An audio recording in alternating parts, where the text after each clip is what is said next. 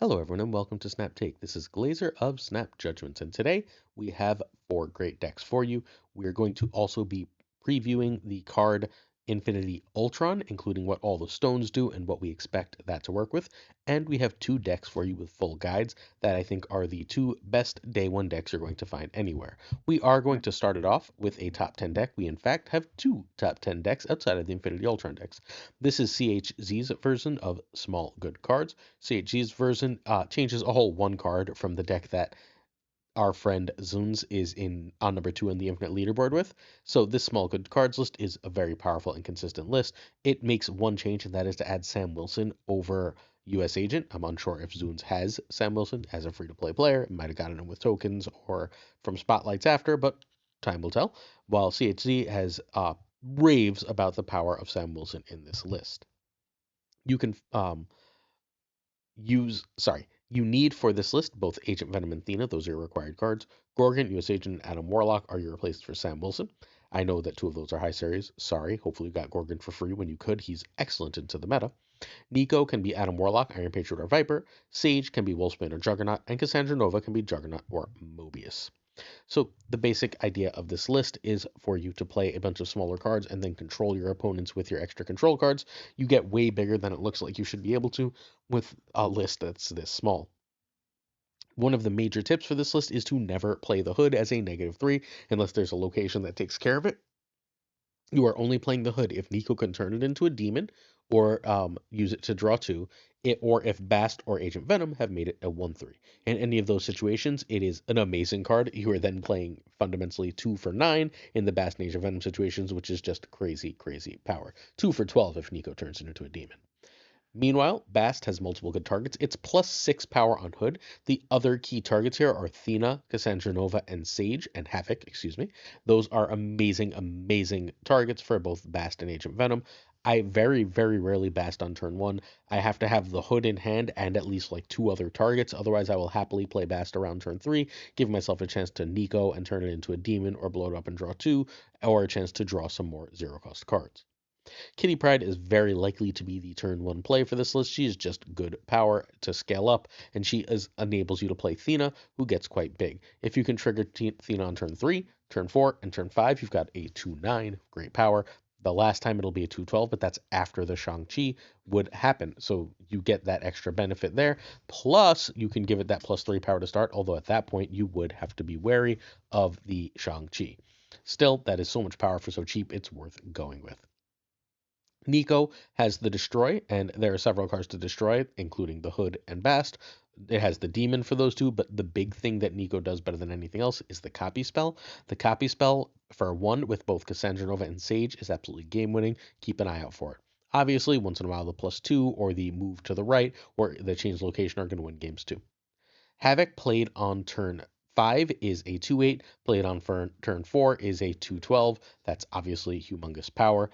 If you can start him with 3, it just goes through the roof. For whatever reason, people rarely calculate Havoc properly too. He's just an incredibly, incredibly important and powerful card, and now he's Series 3. We talked about Thena. Sam Wilson is a 2/8. That's almost as big as Thena, big as a late played Thena. It also gives you an extra card to play on turn 2, because most of the time, Thena doesn't really do anything if you play her on 2, so you'd rather play her on 3. And if you don't draw Agent Venom, you don't always have anything to do on 2. Now you can play Sam on 2 or 3, giving you a card that you could play with Thena for a buff, right? Like if you play Sam on 2, now you can go Thena and Kitty on 3, for example, and start getting really, really ahead. That kind of play works out absolutely stellarly in this. While the shield is just a nice extra card to have on the board, it can help you out with Sage and help protect you from occasional Red Guardian shenanigans. Agent Venom is the same basic thing as Bast, except it has 5 power, so it's better. Next up, we have Cassandra Nova, who is a 3/6 into as a regular play on turn 3. You rarely play her on turn 3 though. You're generally speaking playing her on turn 4, hopefully after hitting her with Bast, which means she's going to be about a 3/8 or 3/9, but if your opponent plays any of those negative cards, she does get extra value. Plus, as an added bonus for the Cassandra Nova, there's a absolute insane amount of Thanos all over the place right now, or at least in my part of the meta, and that's going to make her like a 3/11, 3/12, a must play card. Sage is one of your finishers in the list. It's one of the only cards that you want to play really late. Almost everything else here is perfectly fine to be played early, but you do want Sage late. Copy it with Nico, hit it with Bast or Agent Venom, and then you just have a lane winning card. Very often, Cosmo as well is a lane winning card. Try not to play it too early, especially against Thanos, because if they play Cosmo too, you could have a problem. But outside of that, this card just helps shut down your opponent's ways to go over the top of you. Cosmo and Red Guardian could really be any tech card. People have run Mobius, people have run Super Scroll in those spots. They are whatever tech card makes most sense for the stuff you're seeing. If you are having a lot of trouble right now with the Bullseye discard, I know a lot of people were. I'm unsure if MODOK has changed that. Then you run Mobius M, Mobius, and Gorgon in this list, and all of a sudden that deck can't beat you at all. All right, so this is currently rank 7. CHE is rank 7. Zunes is rank 2. Again, one card different. US Agent in that Sam Wilson spot. Turn 1, Kitty or Bast if um, Hood plus and no anti-venom. Sorry, Agent Venom. Agent and Anti always, man. All right, so turn 2, Agent Venom over Sam over Thena, which is more or less equal to 2 1s, especially if one is Kitty, because then you can go Thena and Kitty on turn 3. Turn 3, Cass or 1+2. This is meant to be Thena or Sam. This is your last really great Sam turn, though you'll still play him on turn 4.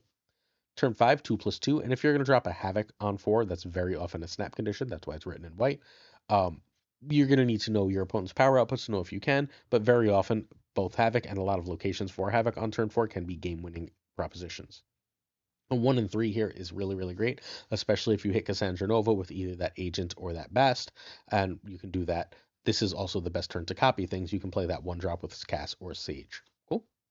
From there, you're going Sage, Red Guardian, or Cosmo, plus Demon or Hood or Havoc. If you didn't play Havoc on 4, you will basically always play Havoc on 5. And then turn 6, you're doing the same basic thing as 5. Quick reminders, Nico's Destroying Demon is for Hood, Bast, and Agent Venom. Nico's Copy is for Sage, Cassandra Nova, and Demon. Wonderful list. I keep urging people to play it. It's got an insanely high win rate. Multiple people in the top 10 are playing it. It's top notch. I don't know what else to say. Give this one some play. Before we get to the Infinity Ultron breakdown, please hit that sub button if you're willing.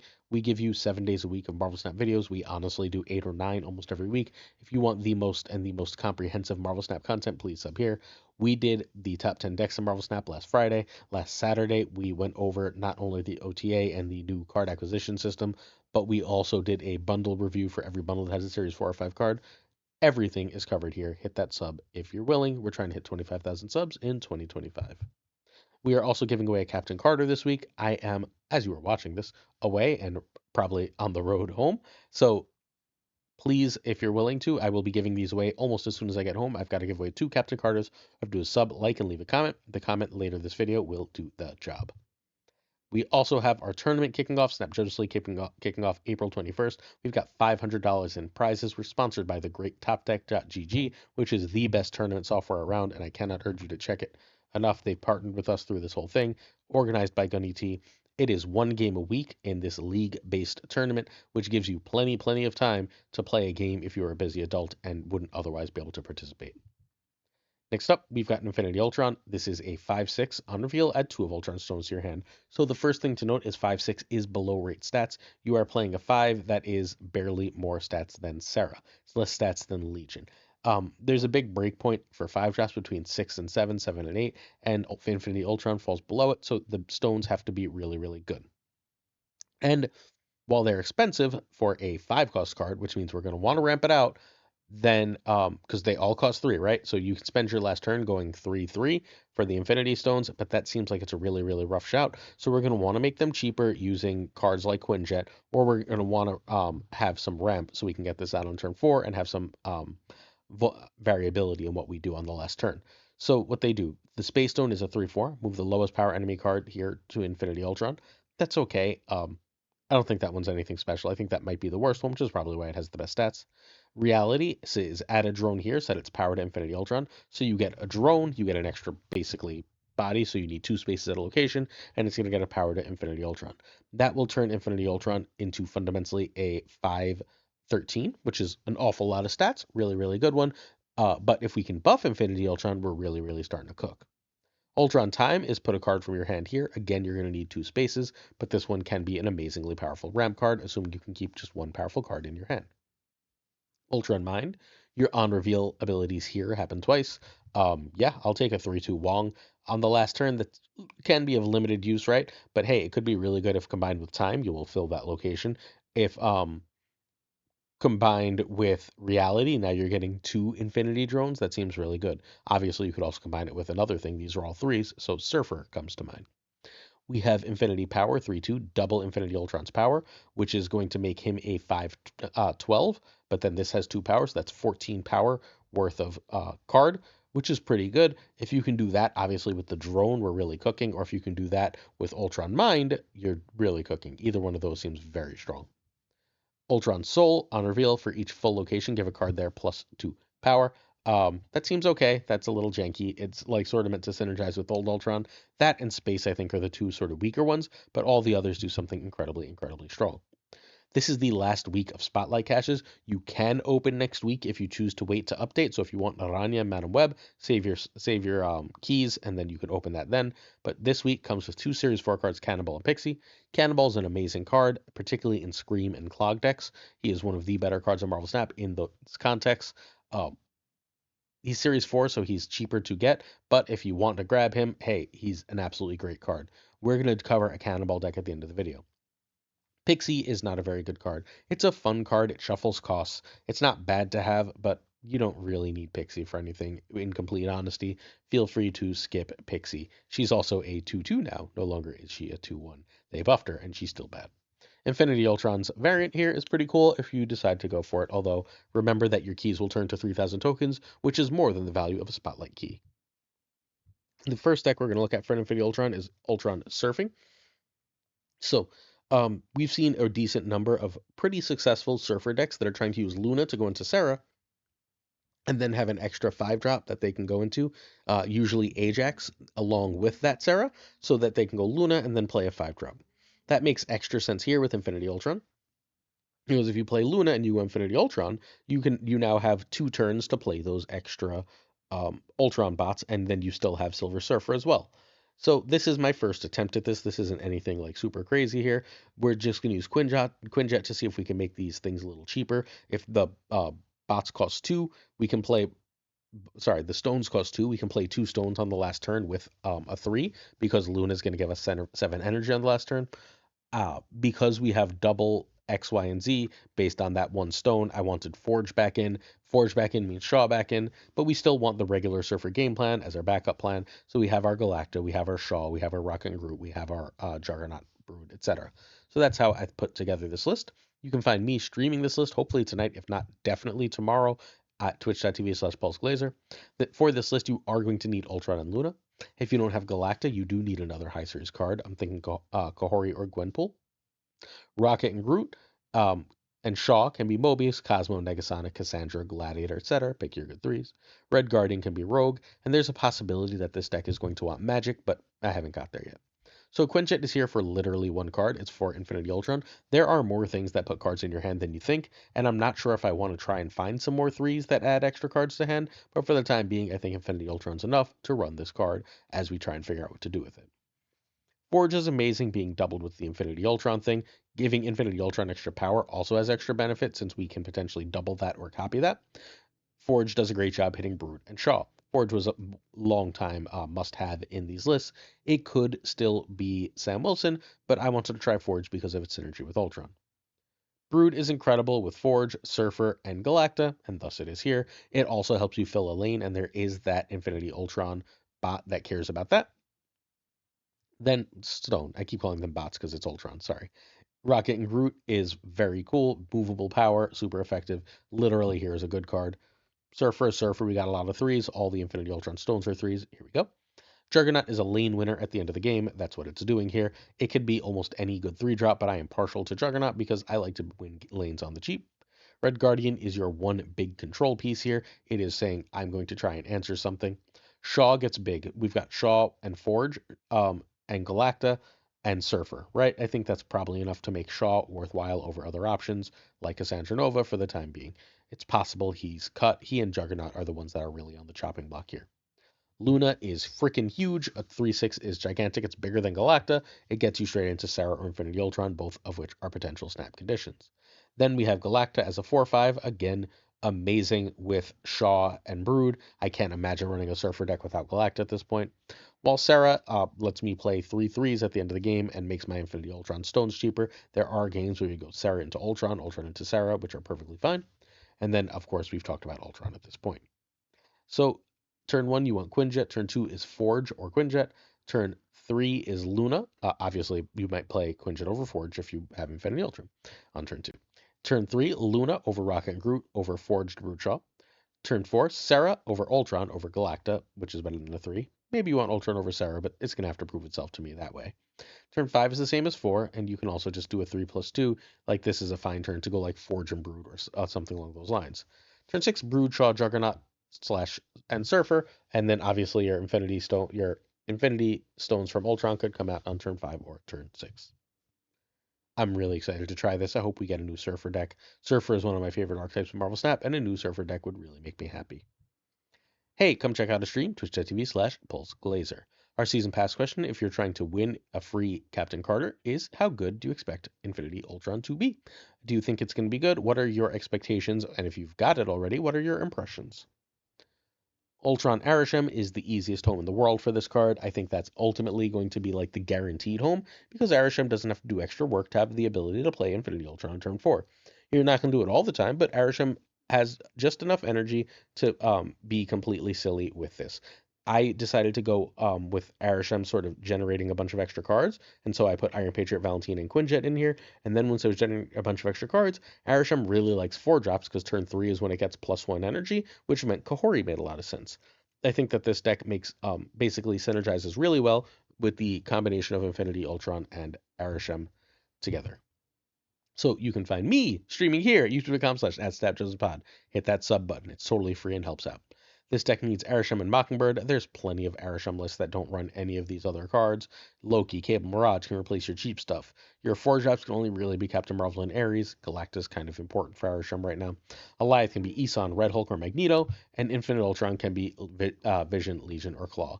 You can do anything with Thanos. But again, Quinjet here not only benefits the Infinity Ultron stones, it benefits Iron Patriot, it benefits Valentina, and it benefits everything Arishem creates. I think that means it's a must play. Then we have the Iron Patriot, which just if we can play Iron Patriot into Galacta or Kahori, we should be enough ahead most of the time that we have a snap condition and we're going to get that cheap card. Valentina is just a ton of power. That's fundamentally why she's here. You can play Valentina straight into her 6-drop because you have 4 energy the next turn, which gives you potential crazy power the next turn. Mobius is one of our control cards. It could be Rogue, it could be Red Guardian. I don't want too many 3s though because I have 4 energy on turn 3. What I'd like to do on turn 3 is play Galacta or Kahori with a decent sized hand. Once I get Galacta down on 3, I can snap and I feel, again, way ahead. We do run Shang and Enchantress because just having tech in this type of deck makes too much sense not to. Infinity Ultron on turn 4 is a bunch of extra power. We are hoping to get the ones that double him and make copies, maybe even the ones that pull cards from hand. Those are really good here. Probably not filling locations, but that's fine. Goliath is very good right now and very underplayed. We should have priority, so we can do that. Mockingbird should be like a 3/9, which also seems really good. And then obviously in Arishem decks, it tends to be a good idea to run Arishem. So all right, so I don't know what my wife just said, but turn 1, we go Quinjet. Turn 2, Iron Patriot, if you have a good follow-up, Valentina if not. Turn 3, Galacta or Kahori, or one of your generated cards at any point here. Turn 5, Ultron or earlier plays. Mockingbird is great from here on out. Turn 6, Alliance or Ultron cards, and if Ultron gets good enough, it can win you the game, snap it. And then turn 6 is Alliance or Shang/Enchantress. And yeah, crazy strong. I don't know how else to put it. This list is incredible. Go give it some run. I have very, very little doubt that this is going to be a very strong list in Marvel Snap, and this is going to be a home for Infinity Ultron. I'm hopeful for Surfer, but I'm all but certain that this is going to be at least very good. If you'd like to see some gameplay for this list before I get home, check out the stream team. The great pro Sean should be streaming some of these. We also should have videos from Father Newman, Obehaved, and Gregor coming out on their YouTube soon, so check them out. Our final list of the day is our Cannibal list. This is Salty's list. Scream Connoisseur is 1 card away from this. They are ranks 5 and 6 on the Infinite Leaderboard. We will tell you what that card is. It's actually a Series 3 replacement. This is just one of the best lists, and Cannibal is important for it, even if it's not required. So this is Salty's version. He's top 10. Scream Connoisseur has Cannibal. has Cannibal, has Juggernaut in over Copycat. Hydra Bob in this list can be Kingpin. Rocket and Groot can be Stegron. Cannibal can be Arrow, Magneto, or Heimdall. Cannibal is by far the best of those, but it is replaceable. The reason that, well, we'll get to the Cannibal, I guess. Hydra Bob is very good power that is movable. Moving is important here. It can not only hit Kraven, but it can enable Miles Morales to be a 1/6. Both of those are very good. Scream, if you play on turn 3 and trigger her every turn thereafter, which sometimes you do, sometimes you don't, is a 2/18. Hey, if you miss a turn with Scream and just get a 2/14, you're pretty happy. Scream on 2, it remains one of the best things you can do. Kraven only gets to like 7 to 9 power with this list, but hey, that's still pretty good. Kraven is sort of your backup Scream here, whereas if you're moving opponents' cards onto Kraven, you're not as happy as if you're moving them around with Scream on the board, but it's still pretty good. Meanwhile, Sam Wilson sort of bridges the Kraven Scream. Kraven bridges the Sam Wilson Scream gap, whereas Sam Wilson is a 2/8, which is fine, but Sam Wilson can be bigger if you also play Kraven, so you can bounce the shield between them or keep them in one lane that is just now massively threatening. Spider-Man is your cheap mover. Polaris is your medium mover. Cannonball is your expensive mover. That's it. Those are the 3 ways you are moving opponent cards. Juggernaut, if in for Copycat, also does that thing. Rocket and Groot helps control where your opponents play. All Scream decks have sort of a mini clog package as people are trying to avoid Kraven. You've got Polaris, Rocket and Groot, and Spider-Man to try and get them clogged in a location. That clogged location makes Cannonball one of the best cards in the game. Rocket and Groot's ability to move also obviously works really well with Miles. Mobius says nope to a bunch of decks. In particular, you have a lot of trouble with the Bullseye deck. If they get the dock and play pattern going, you're still in trouble unless you can chong it. But Mobius turns off the swarm play pattern. Copycat is just taking their best card. Whatever your meta is, depends whether you're running Copycat or Juggernaut. If opponents are running a lot of Scream decks and a lot of powerful stuff of similar abilities, like good stuff, regular decks, Copycat's amazing. If they are running if your opponents are running things that don't fill the board, things that Juggernaut disrupts, then that is suddenly better. Polaris is part of that clog package, can trigger Kraven, make Miles cheaper. Shang, because power must be controlled. 1/6s are really good, so Miles. And then Cannonball, basically with that mini clog package is incredible, but because your Scream plays for so much power, if you get like Scream and Kraven, or Sam and Kraven in a lane, you can just go way too tall in a lane so that they can't compete. Cannonball then can win another lane for you relatively easily. Again, the ranked 5 and 6 players are playing basically this list. Turn 1, we go Bob. Turn 2, Scream over Sam over Kraven. Turn 3, Rocket and Groot are just generally the play. You can Polaris if you have Scream or Kraven. Mobius is basically the play when it wins. If you think they're going to negative, they drop to Zabu or Ravonna, etc. Turn 4 is a 2/2. That's better than 3+ Miles. Generally speaking, if you played Scream, you want Sam and Kraven. If you played Sam, you want Scream and Kraven, etc. Either of those with Spidey is pretty good here too. Turn 5, you're going 3/2 or Shang plus Miles. And then turn 6 is meant to be Cannonball and Miles, but sometimes you can Shang too. One of the best lists in Marvel Snap. Play it, practice it, live it, love it. Some people seem to struggle with it. I don't know why. It can't be that many because every stat we have for this says it's one of the best lists in the game. Certain tiers of support on our Patreon come with on-air thanks. I got to say thank you to a whole bunch of people, and then gonna get back to the rest of the day. This is the millionth video I've made today, dear friends. Thank you to Fat Nick, Abigail Kiesland, Mandatory Burnout, Irregardless, LAB, Inc., I'm Frostman, Hope That Never Did Anything, Booker, Prime, Brown, Ryan Burke, Ryan Wood, Garrett Dixley, Quarry, Kazushi, Archangel, 3K, Black Dahlia, Perlfrost, The Goat Seeker, Cope, Hollowed, Only Fox, Synth. It's actually code. I wrote cope like an idiot. Excuse me. That's why I freaked out there for a second. Absolute Shannon, Nightmare, Dirty Casual, Mr. Kerfuffle, Cables, Ginger Prime, Philip Brackfitch, Haplo, Kenny Loggins of the Danger Zone, The Bizza, Black Jeebus 23, Extra C and Skippy G, Rhyming Friends, Jessica Gamble, Mr. Slush Death, King Bros, Great Kazoo, Werewolf, Kevsuda, Ludacris, Clam, Colonel Forbin, Bricks Do Click, Rob Subman, M. Holland, David G. Wingfield, Stephen, Brian Coffin, Tristan H. Martin, Jason B., Mr. Craig Starry, Matt V., Rodman, Corbin, John Q, Jim McHugh, Yes, Stout, 8 Sage, Milkman, Big Man, Ace Sage, One Big Man, Milkman for Reals, Cactus Jack, BG, Quipper, Joe, Snap, Citizen Joe, Model, Nuts, Supreme, Green Goblin, you know about Fun, The Fuzzle, Spectrum, Hoot, Oculars, Bad H, DJ Magic, No Freaking Flex, Noctur, Greek Geek, Boo, Zodrex, The King, Canada, Demon, Falcon, Fafthor, Newman, Jonesy, Two Ties, The Great Liars, The Parking Token, of course, Gunny T, where the T stands for. I'll be back with you full time tomorrow. Hope you didn't miss me too much. Did you even notice I was gone? Not with all these videos coming out. Peace.